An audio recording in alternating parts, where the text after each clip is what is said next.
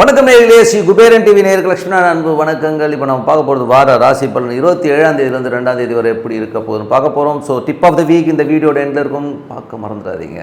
தனுசு ராசி. ஸோ தனுசு ராசிக்கு எப்படி இருக்கும்? ஸோ உங்களுக்கு ராசி அதிபதி குரு வந்து நாளில் வந்து ஆட்சி பலத்தோடு இருக்கும்போது நல்ல ஏற்றங்கள், நல்ல மாற்றங்கள், நல்ல ஒரு பெரிய வளர்ச்சி கிடைப்பிருக்கணும். இப்போ வீடு, சொத்து சம்பந்தமான விஷயங்கள், நல்ல ஏற்றமான விஷயங்கள் அற்புதமாக இருக்குது. பட் இருந்தாலும் வந்து பார்த்திங்கன்னா 7ஆம் அதிபதி மற்றும் 10ஆம் அதிபதியான புதன் அங்கே நீச்சமாக இருக்கும்போது சில நேரங்களில் மனைவியாலேயோ இல்லை மாமியாராலேயோ வந்து சின்ன சின்ன உபத்திரவங்கள், தொழிலாளர் வந்து ஒரு சின்ன சின்ன ஒரு மனக்காயங்கள் ஏற்படுவதற்கான இப்போ நிறையவே இருக்குங்க. ஸோ மற்றபடி வந்து உங்களுக்கு வந்து 2ஆம் அதிபதியான சனி வந்து 3ல் இருக்கும்போது சின்ன சின்ன குழப்பங்கள் வரும். ஸோ கலகங்கள் ஏற்படுவதற்கான ரொம்ப கவனமாக இருக்கணும். ஸோ நமக்கு தெரியாமல் கேமரா வைக்கிறது, நம்ம ஃபோனை நோண்டுறது, ஃபோனை ரெக்கார்ட் பண்ணுறது, மற்றவங்க போட்டு கொடுக்குறதுக்கான வாய்ப்புகள் நிறைய இருக்கிறனால கொஞ்சம் கவனமாக இருந்துக்குங்க.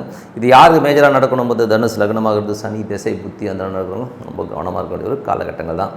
அதே மாதிரி 3ல் உள்ள சனியின் பார்வை வந்து பார்த்திங்கன்னா 5ல் இருக்கும்போது குழந்தைகள் கொஞ்சம் எமோஷன்ஸாகவும் ரொம்ப அகங்காரமாகவும் ரொம்ப ஆணவமாகவும் பேசுகிற மாதிரி ஃபீல் கண்டிப்பாக இருக்கும். ஸோ இது யாருக்கு நடக்கணும் போது யாராருக்கெல்லாம் தனுசு லக்னமாக இருந்து ராகு தேசை புத்தி அந்த நடக்குதோ அவங்களுக்கு இருக்கும். அதே நேரத்தில் வந்து பார்த்திங்கன்னா சனி தேசை புத்தி அந்த கண்டிப்பாக அந்த ஒரு சுச்சுவேஷன்ஸ் வரும். 4ல் வந்து குரு ஆட்சி பலத்தோடு இருக்கும்போது நிறைய ஒரு கிரகங்கள் புதன் மற்றும் சூரியன் இருக்கும்பொழுது அது நீச்ச புதன் இருக்கும்போது அந்த ஒரு சின்ன சின்ன அவமானங்கள் ஏற்படுவதற்கான வாய்ப்பு. பட் இருந்தாலும் தொழில் ரீதியான விஷயங்கள், அதாவது வீடு சம்மந்தமான விஷயங்கள்லாம் நல்ல ஏற்றமான சூழ்நிலைகள் கண்டிப்பாக ஏற்படுத்திடும். நிறைய சேஞ்சஸ் பண்ணுவீங்க. ஸோ வாழ்க்கையிலே வந்து சேஞ்சஸ் தான் வாழ்க்கையோட அடுத்த படிக்கு கொண்டு போகும். ஸோ அதனால் நிறைய சேஞ்சஸ் பண்ணுறதுக்கான வாய்ப்பும் நிறைய இருக்குது.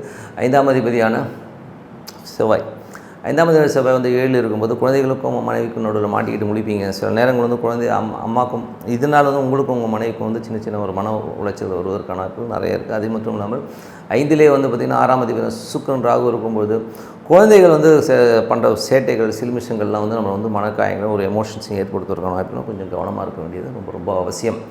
ஏன்னா வந்து பயப்பிள்ளைங்க என்ன டென்ஷன் படுத்துது மாதிரி டென்ஷன் கண்டிப்பாக இருக்குங்க. இது யாருக்கு மேஜராக நடக்கணும் போது தனுசு லக்னமாக இருந்து சுக்கிர திசை புத்தி அந்த நடப்பதற்கான வாய்ப்பு இருக்குது. அதனால் கொஞ்சம் பார்த்து நடந்துக்கணும், ஓகேங்களா? அது மட்டும் இல்லாமல் மனைவி வந்து அதுக்கு சப்போர்ட் பண்ணுவாங்க குழந்தைங்களுக்கு. ஸோ அதனால் வந்து அவங்களுக்கும் ஒரு கருத்து பேதங்கள் வருவதற்கான நிறையா இருக்குது. ஸோ இது யார் நடக்கும்போது தனுசு லக்னமாக இருந்து செவ்வாய் திசை புத்தி அந்த நடக்கும் கண்டிப்பாக நடப்பதற்கான வாய்ப்புலாம் நிறைய இருக்குது. மற்றபடி வந்து 8ஆம் அதிபதி. ஸோ 8ஆம் அதிபதி வந்து உங்களுக்கு வந்து குருவின் பார்வை இருப்பதனால எதிரிகளுடைய வலு கம்மியாகும். ஸோ ஏதாவது பிரச்சனை இருந்தால் கூட உங்களுக்கு வந்து தாங்கி பிடிப்பதற்கான நாட்கள் நிறையவே இருப்பாங்க. ஸோ இது யாருக்கு நடக்கணும் போது தனுசு லக்னமாக இருந்து சந்திர திசை புத்தி அந்த நடக்கணும், குரு திசை புத்தி அந்த நடக்கணும் கண்டிப்பாக நடப்பதற்கான வாய்ப்புலாம் நிறைய இருக்குது. ஸோ அதனால் வந்து இவங்க தான் மேஜராக பயப்பட முடியும், மற்றவங்களாம் ரொம்ப பெருசாக பயப்படணும்னு அவசியமே கிடையாது.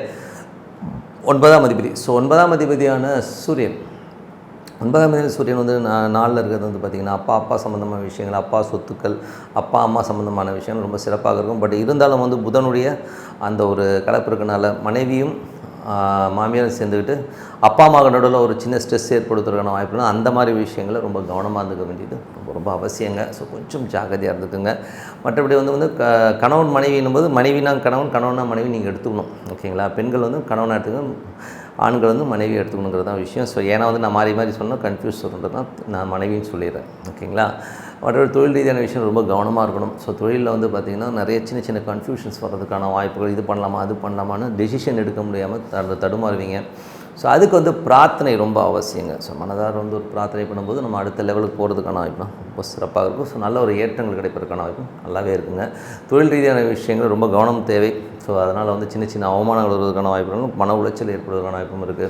இது யாருக்கு நடக்கணும் போது தனுசு லக்னமாகிறது புதன் திசை புத்தி அந்தரம் நடப்பதற்கான வாய்ப்பு இருக்குங்க.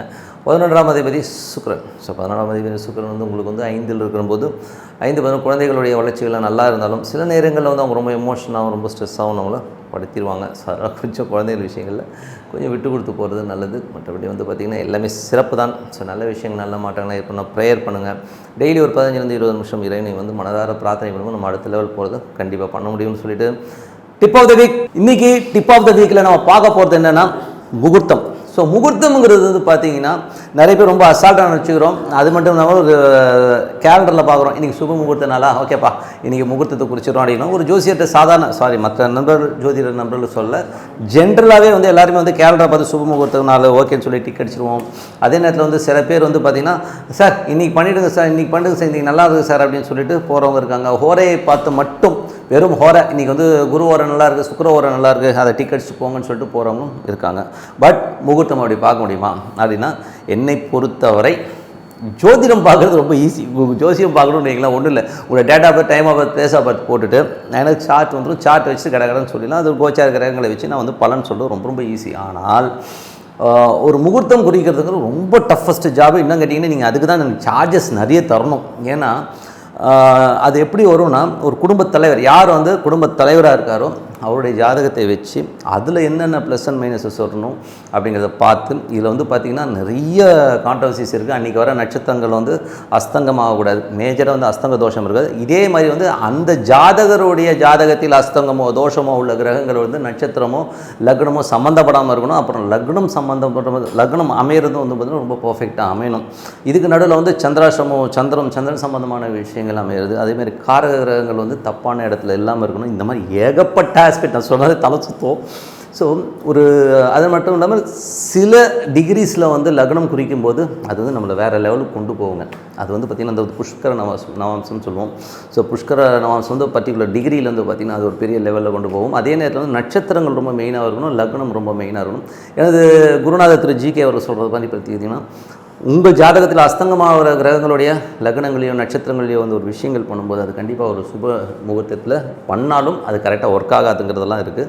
ஸோ இந்த மாதிரி நிறைய ஆஸ்பெக்டில் தான் வந்து முகூர்த்தம் பார்க்கணும். ஸோ ஜஸ்ட் லைக் தட் முகூர்த்தம் பார்க்குறது ரொம்ப ரொம்ப தப்புங்க. ஸோ அடுத்தது வந்து பார்த்திங்கன்னா திருமண பொருத்தமும் பார்த்திங்கன்னா ரொம்ப ரொம்ப ரொம்ப டஃப்பான ஜாப்ங்க. ஏன்னா வந்து திருமண பொருத்தம் வந்து இன்றைக்கி வந்து எப்படி பார்க்குறாங்கன்னா, நார்மலாக வந்து நிறைய ஆப் வந்துருச்சு. ஸோ ஆப்பில் வந்து பார்த்திங்கன்னா இப்படி போட்டிங்கன்னா இத்தனை பொறுத்துட்டு வந்துருது.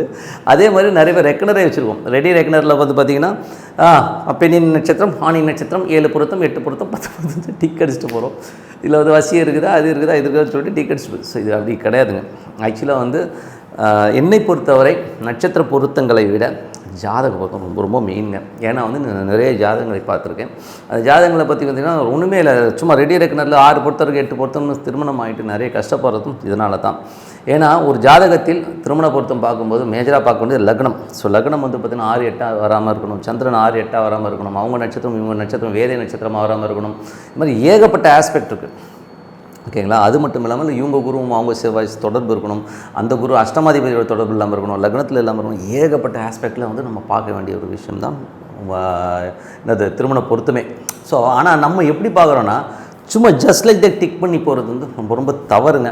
ஏன் இது டிப் ஆஃப் த வீக்கில் சொன்னால் இட்ஸ் அ லைஃப். ஆக்சுவலி ஒரு நிகழ்ச்சியை வந்து தொடங்குறது, சுப முகூர்த்தத்தில் தொடங்குறது எவ்வளோ முக்கியங்கிறது வந்து நீங்கள் வந்து பாருங்கள். அவ்வளோ பர்ஃபெக்டாக பார்க்க வேண்டிய ஒரு விஷயங்க. ஏன்னா வந்து சுப முகூர்த்தத்துக்கு வந்து டைம் குறிக்கிறது வந்து ரொம்ப ரொம்ப ஒரு டிஃபிகல்ட் டாஸ்க்கு. அதே மாதிரி வந்து பார்த்திங்கன்னா பொருத்தம் பார்க்குறது அதோட பெரிய டாஸ்க்கு. ஏன்னா இது இருந்தால் அது இருக்காது, அது இருந்தால் இது இருக்காது. என்கிட்ட வந்து பொருத்தம் பார்க்குறவங்க வந்து நிறைய பேர் வந்து சண்டை போடுறது, என்ன சார் எவ்வளோ ஜாதகம் சார் காட்டுறது அப்படின்னு. ஆனால் நான் இந்த மாதிரி பொருத்தம் பார்த்து கொடுத்த ஜாதகம் ரொம்ப பெரிய ப்ளஸ்ஸாக இருக்கிறதுன்றது ரொம்ப நல்லா இருக்காங்க, ரொம்ப நல்லா இருக்குன்றது வந்து ரொம்ப சந்தோஷமான விஷயங்கள். அதனால் வந்து என்ன சொல்கிறேன்னா, என்கிட்ட பார்க்க வரணும்னு சொல்ல, கரெக்டான ஆள்கிட்ட போய் பார்த்து இந்த பொருத்தங்கள் பர்ஃபெக்டாக வச்சுங்க. அதேமாதிரி முகூர்த்தத்துக்கு வந்து கொஞ்சம் காசு நிறைய கொடுங்க. நிறைய பேர் என்ன நினைக்கிறேன்னா, முகூர்த்தம் தானே சார், என்ன சார் சும்மா அப்படி பார்த்து அப்படியே டிக்கெட் ஸ்டூட் அப்படிலாம் கிடையாதுங்க. ஸோ முகூர்த்தம் ரொம்ப பர்ஃபெக்டாக குறிக்கணும். அதுக்கு காசு நிறைய வாங்குறவங்ககிட்ட நல்லா கொடுத்து பாருங்கள். ஏன்னா ஜஸ்ட் லைக் தட் பார்க்குறவங்ககிட்ட பார்க்காதீங்கன்னு தான் சொல்லுவேன் நான். ஓகேங்களா? அதனால் வந்து கேலண்டரை பார்த்து முடிவு பண்ணுறதோ, இந்த ஹோரை வந்து குரு ஹோரை இருக்குது சுக்கிர ஹோரை இருக்குன்றது முடிவு பண்ணுறதோ ரொம்ப ரொம்ப தவறான விஷயம். அதனால் வந்து ஜாதகத்தை வைத்து முகூர்த்தம் இது பண்ணுங்கள். பொருத்தம் பார்க்குறது வந்து ஜாதகத்தை வச்சு பாருங்கன்றது இன்றைக்கி டிப் ஆஃப் த வீக் உங்களுக்கு ரொம்ப யூஸ்ஃபுல்லாக இருக்கும்னு நினைக்கிறேன். ஏன்னா எல்லாருமே வந்து ஜஸ்ட் லைக் தட் இன்றைக்கி ஃபாஸ்ட்டாக போயிடும், ஆப்பில் கிடைச்சிருதுன்னு சொல்லிட்டு போயிடாதீங்க. இது இவ்வளோ ஆஸ்பெக்ட் இருக்கிறது உண்மையான விஷயம். ஸோ நல்ல விஷயங்கள், நல்ல மாற்றங்கள்லாம் ஏற்பட இறைவனை பிரார்த்தனை பண்ணுங்கள். உங்களிடமிருந்து விடைபெறுவது உங்கள் லக்ஷ்மி நாராயணன். நன்றி, வணக்கம். ஸ்ரீ குபேரன் டிவியை பார்த்தமைக்கு நன்றிகள். மேலும் இது போன்ற தகவல்களை தெரிந்து கொள்ள ஸ்ரீ குபேரன் டிவியை சப்ஸ்கிரைப் செய்யுங்கள். மறக்காமல் பெல் ஐக்கானை கிளிக் செய்யுங்கள்.